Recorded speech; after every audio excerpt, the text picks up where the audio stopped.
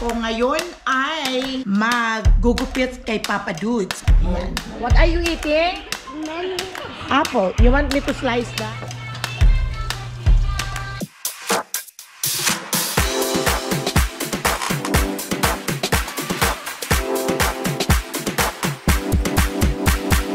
Subscribe na! Welcome back to my channel. Hello, good morning, good evening sa inyong lahat. At kumusta kayong lahat dyan? At sana ay nandyan kayong lahat sa okay health. Lahat ay good health. So, magpapasalamat lang tayo sa Diyos na we're always bigyan tayo ng magandang buhay. At always be pretty and happy every time na wake up ng morning. So, wag na kasimangot. Okay, my friends and friendship. Look, happy ako ngayon. At maaraw dito. Mga isang linggo daw itong may araw. At palagay ko, continuous na to until April. Ewan ko lang. Malapit na kasi rito sa amin ang aming summer. Pag June, magbabakasyon ng mga bata, spring break nila this April. At magbabakasyon sila sa Hawaii yata, si Zoe at saka si Judela, sila Liam at si Sam. Kaya kami dito ang may iwan sa bahay ni Jarrell, ni Papa, ni JR. Kaya ito, nag-i-enjoy kami ni Papa sa magandang weather ngayon. At next week may appointment na naman si Papa Dudes. Okay, kumusta kayong lahat dyan? At ako ngayon ay maggugupit kay Papa Dudes. Ayan siya. Hi Papa, say hi. Ayan. Hi daw. Gugupitin ko ang kanyang hair at mula nung lumabas siya sa hospital ay humaba na ang kanyang buhok. Pero wala akong pangkulay dapat kulayan kita eh. Hindi ako nakabili ng pangkulay sa buhok. Pero next time na lang pag nakapunta tayo ng Vallejo or kung saan ditong store, ay bibili lang tayo ng pangkulay at kukulayan ko yung hair mo. Ayun, shout out Manang Nilda Tambong. At nabasa ko ang message mo sa akin yon. Sinabi ko sa iyo kung anong nangyari kay Judy. Kaya dyan lang basahin mo. At subscribe mo yung channel ko para makikita mo ang kaganapan naming pamilya dito sa Amerika, Manang Nilda. Thank you for everything, Nang Nilda. At sana ay humaba pang buhay mo at magkita-kita pa tayo. Nagkupit ako kay Papa Dudes. Hindi ko na naipakita dahil nawala na ako sa isip ko at na-busy ako talaga dahil si Cash ay nandito pa. Ayan. At nagugupit ako at kumakain dito si Cass kanina. Ayan ang kanyang pagkain at mag-cereal lang. Ngayon ako naman ay naging busy kay Papa sa paggugupit. Ngayon nasa banyo na siya at maliligo. Ginupit ko siya kasi nung galing magmula nung lumabas siya sa hospital ay hindi na nagupitan ang kanyang buhok. Na-shave ko lang siya doon sa hospital, mahaba ang balbas niya noon. Ngayon ay ginupitan ko na siya para masabi ko magmukha ka namang tao. Hindi ka mukhang sakitin. Ayun, tapos na ang aking paggupit at ako ay magliligpit. Ito ang aking mga ginamit sa paggupit. Ayan. Ito, kaya nagmamadali na lang ako nagupitin dahil natatain na daw. Kaya sobra naman ang madali ko at tinapos ko na lang. Pero tapos naman siya. Ligpit ko muna yung kinainan ni Cash at nakakalat lang dito. Ang lagay ko lang dito at magdi-dishwash lang siguro ako. Mamaya na ako magdi-dishwash kung tapos na si Jarrell na kumain. Ililigpit ko na lang itong aking ginamit sa paggupit. Bahala na si Papa na siyang nakakaalam kung saan ito inilalagay. Kaya dito lang siya. Ilalagay ko lang muna ito. Hey, ewan ko my friends and friendship kung ano ang lulutuin ko ngayon dahil nagpalabas lang ako ng ground beef na pero meron pa kaming gulay. Gusto naman ito ni Papa. Gusto naman ito ni Papa Dudes. Mayroon pa nito, iinitin ko na lang siguro to. Ito wala na. Naubos na, kinain na siguro ni JR. Ligpit muna ako my friends and friendship. Ito na yung aking ginupitan. Yan. Galing ko namang maggupit. Okay, Papa, hi. Papa, Hi. Yan na si Papa, bagong gupit yan. Ang kanyang barbera, ang kanyang caregiver. Ayan. Magpapagupit ka pa yun, nandito lang siya sa bahay. Kaya ako na lang ang nagugupit. Para sigurado kung okay siya. Ay, magluluto na ako ng pagkain kas. At hihingit na yan. Where are you going? Okay, hold on. I'm gonna cook your food. You want egg? Cass? You want egg? That's not a food. That's later. Now we're gonna make rice. Okay, you wanna sit down here or? Okay, you guys just go there. Okay, come on. Yeah. Great job. Up. Let's play Who is in the Barn? Up. Who is in the barn? Who is in the barn? I think I hear an animal. Who is in the barn? Driving one day. What happened? That's your airplane. Pinapakain ko siya. So that day, no little drops came back. 5 little drops waiting to be found. Sinusubuan ko talaga siya para kumain ng sigurado kong nakakain siya ng maayos. Yung mga iba ko rin ako, ganun din ang ginagawa ko. Kahit malaki na sila, marami kasing laro sila, naiiwanan minsan ang mga pagkain nila at nandoon na nakapokus sa laro. Kaya, nakakatulong din itong iPad sa kanila habang kumakain na sinusubuan ko marami ang nakakain. Oh, rain, rain, go away!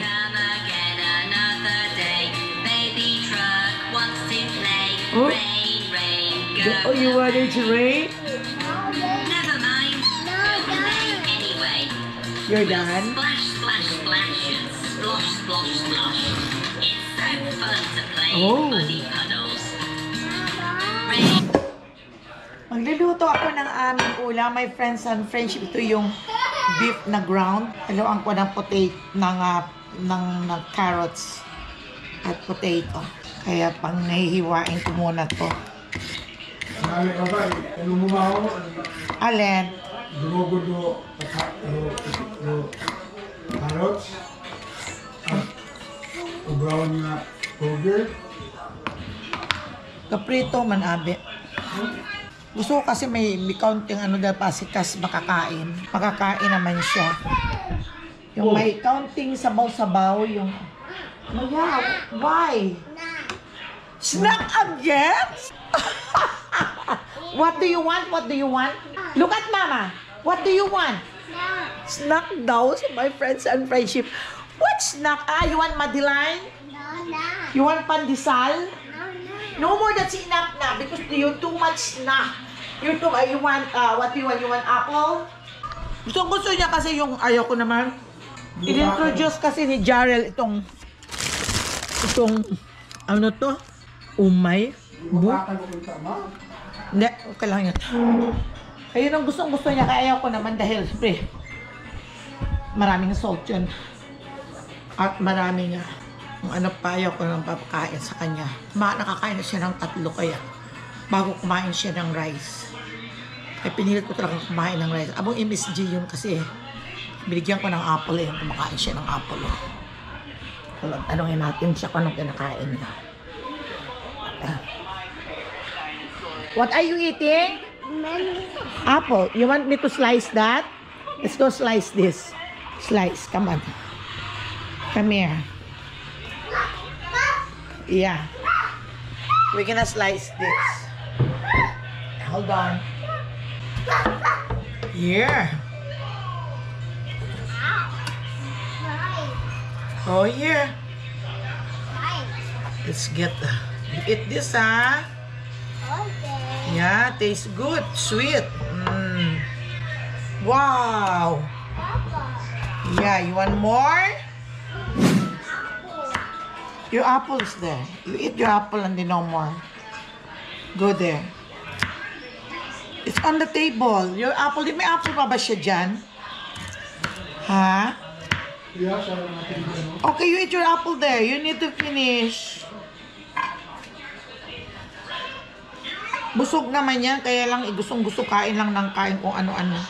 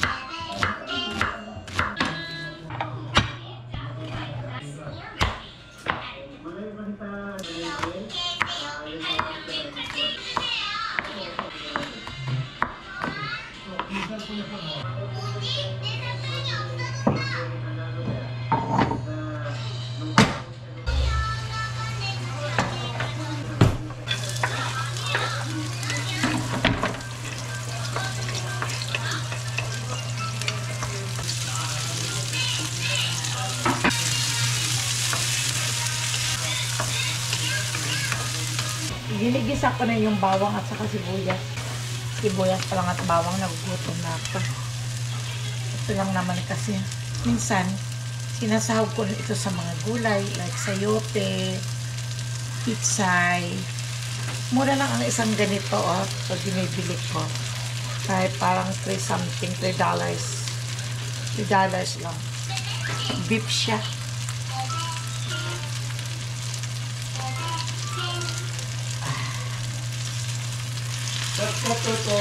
Kasi na to sa amin.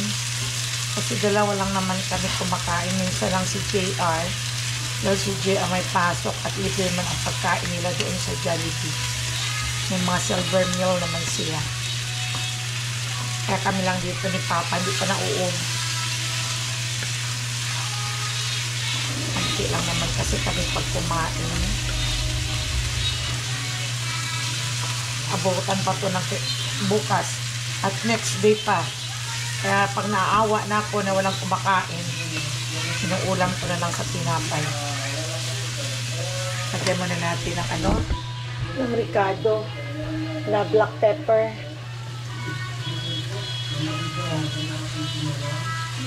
Kaya si Jarrell, bakit wala pa? Lagyan natin ng toyo.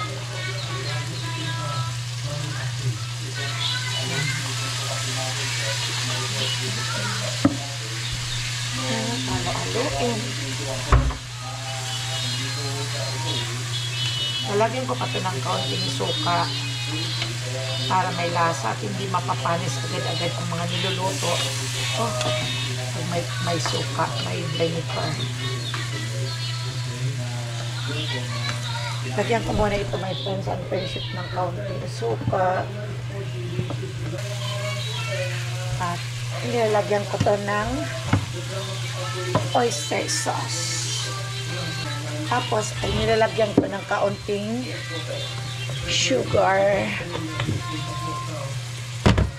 para mag-balance ang kanyang lasa.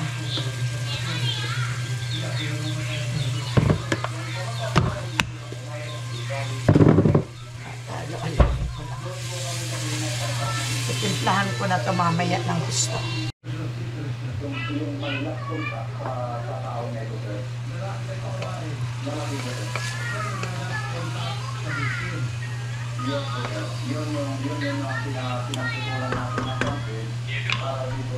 Lagyan muna natin ng tubig para medyo maluto na gusto ang ground beef.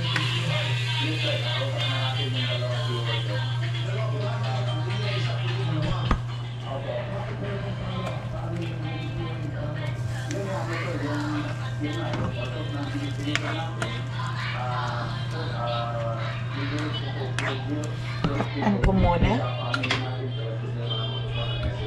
Simpleng luto lang ba?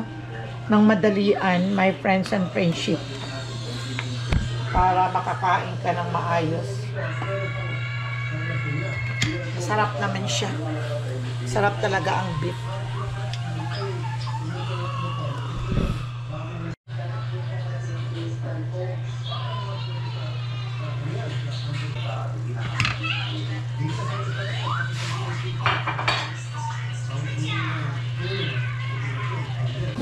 Para medyo maging masustansya naman, dahil nilagyan ko ng kaunting sabaw.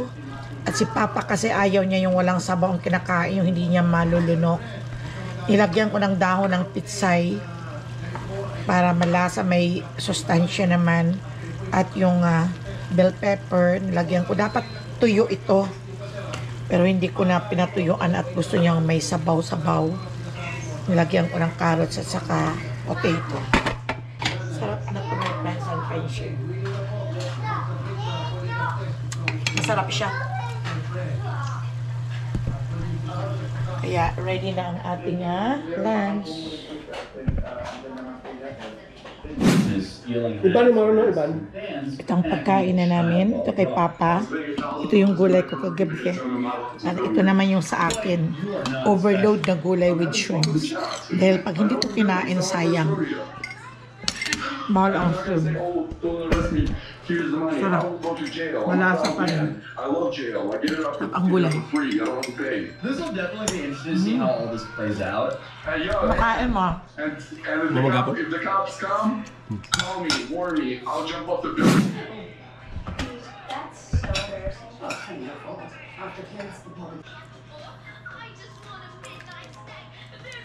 Sa akin, masarap. Sa jeep.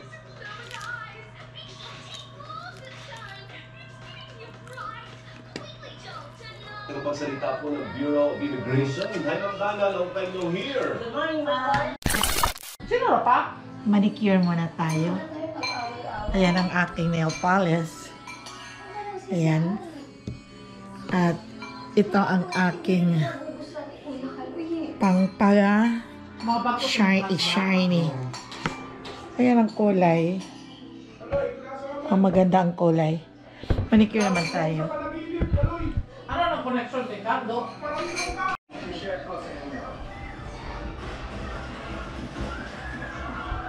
Tingnan niyo my friends and friendship si Mama Ella. Ayan. Ang ganda ng kulay, di ba? Yan o. Ang ganda ng kulay niya. Ewan ko ano ang pangalan nito. Yung ano to. Gel ito, my friends and friendship. Ayan o. Ako lang nagmamanicure ng aking mga ano. Ng aking kuko at yung paa ko. Pero ibang kulay ng aking paa. Ito na tamad pa ako mag-manicure sa paa ko.